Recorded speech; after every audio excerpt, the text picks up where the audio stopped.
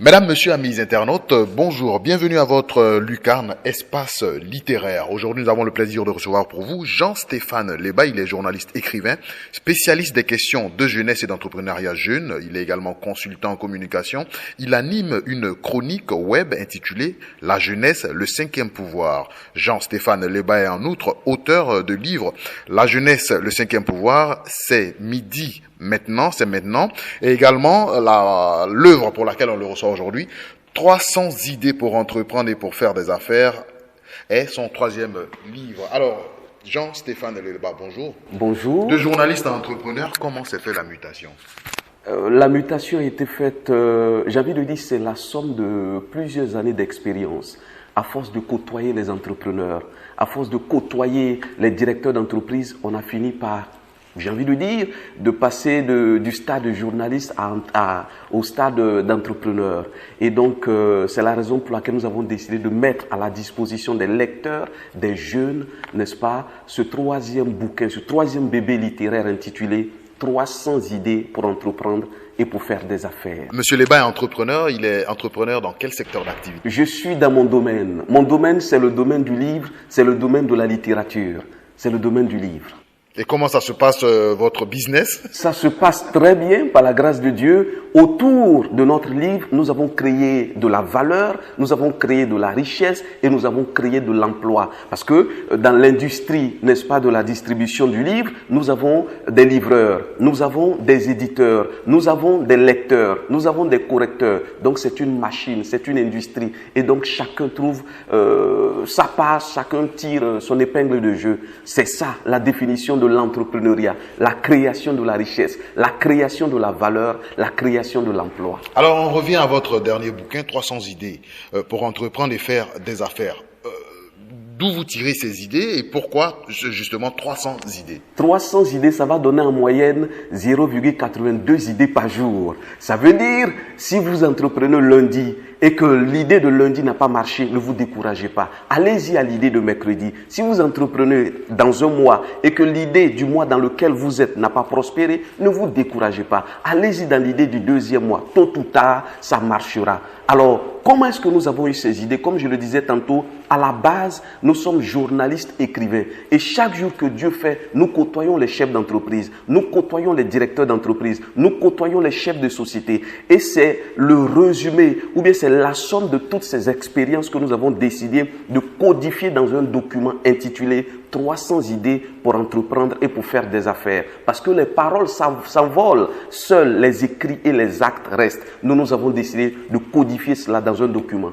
Alors le livre est divisé en deux grandes parties. La première partie parle des idées à explorer. Justement, est-ce que vous pouvez nous en parler? Je vous propose une liste de 300 idées. D'abord, il y a la première liste, c'est la liste de 150 idées qui concernent les jeunes entrepreneurs, les jeunes étudiants.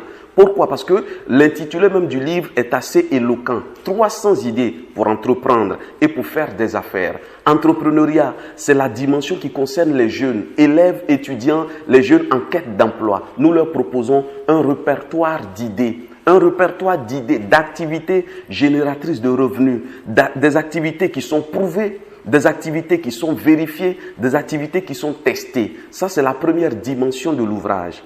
La deuxième dimension de l'ouvrage, nous proposons un répertoire d'idées pour celles et ceux qui sont déjà en activité, pour leur permettre d'avoir d'autres sources de revenus, pour leur permettre d'avoir d'autres activités génératrices de revenus. Concrètement, de quel type d'activité vous parlez? Dans tous les secteurs d'activité. Tout à l'heure, je vous parlais du domaine du livre.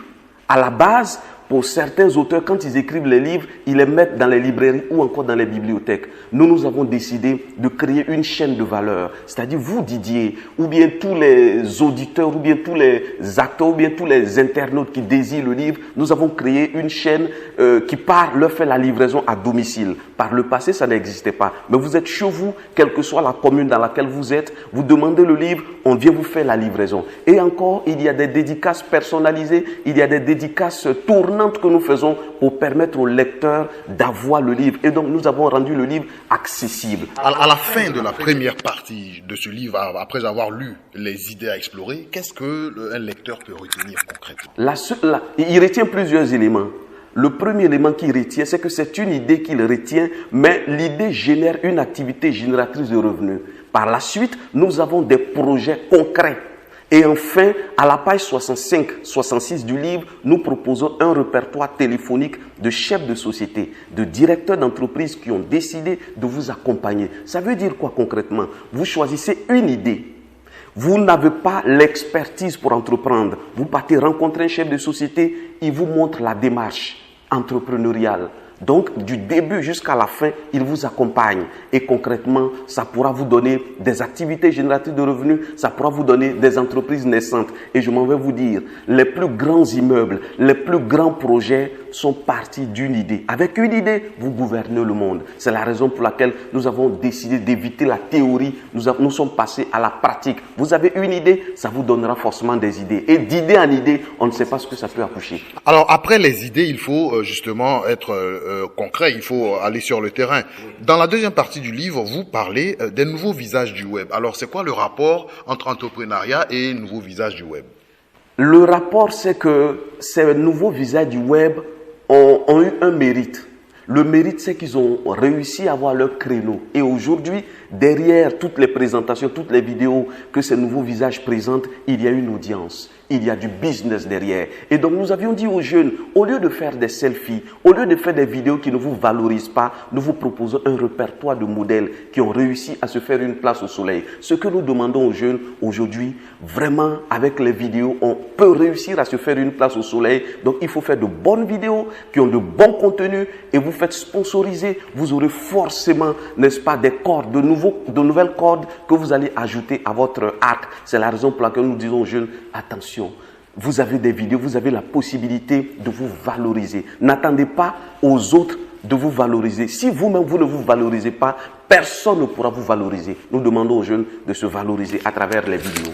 Si on comprend bien, vous nous expliquez qu'aujourd'hui, Internet est un secteur qui peut générer des revenus. Non seulement des revenus, mais autant d'audience. Ça peut générer des revenus, ça génère déjà des revenus, ça génère de l'audience et ça génère de la vision et de la visibilité pour celles et ceux qui s'y essaient. C'est la raison pour laquelle nous demandons aux jeunes d'aller à la conquête, d'aller sur la toile pour exprimer leur talent. Parce qu'aujourd'hui, je le dis dans l'ouvrage, tous les jeunes de Côte d'Ivoire, tous les jeunes du monde ont 3 chaînes de télévision privées. Il y a YouTube.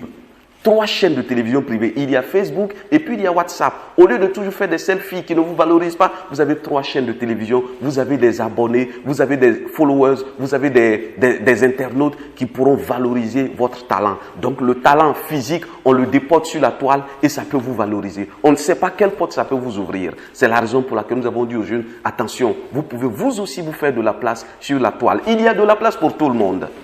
Est-ce que vous pensez que simplement en listant ces nouveaux visages du web, cela peut susciter l'engagement de certains jeunes? Nous avons listé, mais mieux, nous sommes allés un peu plus loin.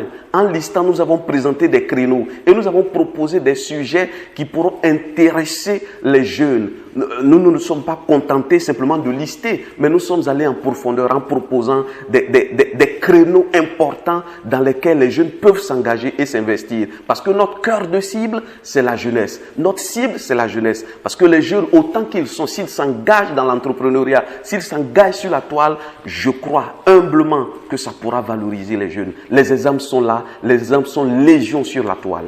Alors, on retrouve dans le livre le nom de certains chefs d'entreprise avec leur numéro de téléphone. Comment vous êtes arrivé à les convaincre à se prêter à ce jeu? En fait, au-delà, c'est ce que je disais. Ce n'est pas un jeu, mais au-delà, ce sont des chefs d'entreprise que nous côtoyons tous les jours.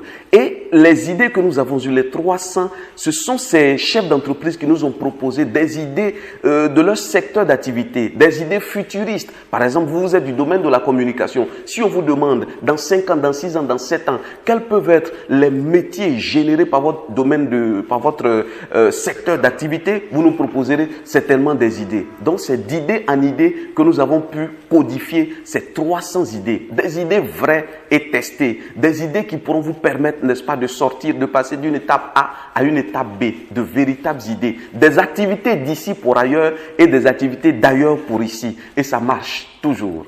Alors, Monsieur Leba, nous avons eu beaucoup de plaisir à vous écouter, parler de votre dernier ouvrage, 300 idées pour entreprendre et faire des affaires. Qu'est-ce que vous voulez qu'on retienne de votre passage à Espace Littéraire aujourd'hui? Ce que je veux qu'on retienne, c'est de dire à celles et ceux qui nous regardent et qui nous écoutent d'investir leur argent, leur temps et leur énergie aujourd'hui dans ce qui va leur donner demain le temps, l'argent et l'énergie. Travailler pour les uns, c'est une bonne chose. Mais travailler pour soi-même est l'une des meilleures choses. Parce que si vous travaillez pour les uns, vous contribuez à la réalisation de leurs rêves. Mais si vous travaillez pour vous-même, vous travaillerez à la matérialisation et à la réalisation de votre rêve. Travaillez pour votre rêve et que 2021 soit l'année d'idées et de projets. Merci infiniment pour la réception.